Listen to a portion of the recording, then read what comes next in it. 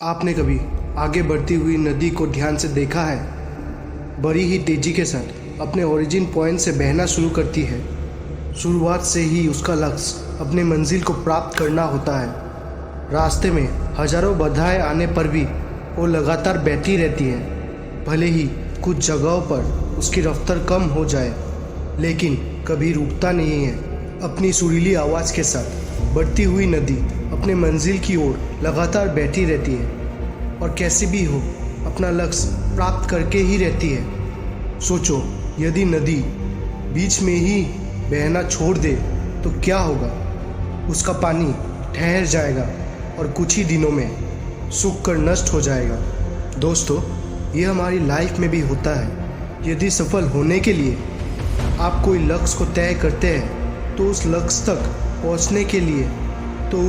तक पहुंचने की पहली शर्त यह है कि आपको लगातार अपने लक्ष्य की ओर बढ़ते रहना है। यदि कहीं रुके तो असफलता निश्चित है। अपने मनपसंद लक्ष्य तक पहुंचना आसान काम नहीं होता। यदि आसान होता तो आज दुनिया के सभी लोग सफल होते। सफलता के रास्ते में बहुत सी बाधाएं मुंह फैला के खड़ी मिलती है।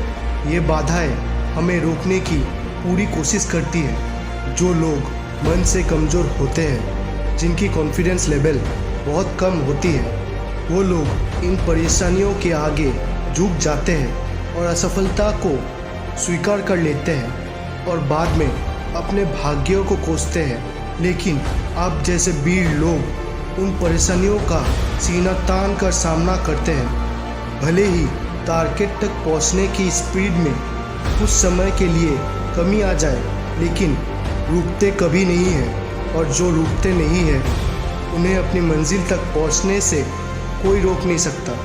ध्यान रखिए, लक्ष्य तक पहुंचने के लिए लगातार चलते रहना पहली शर्त है।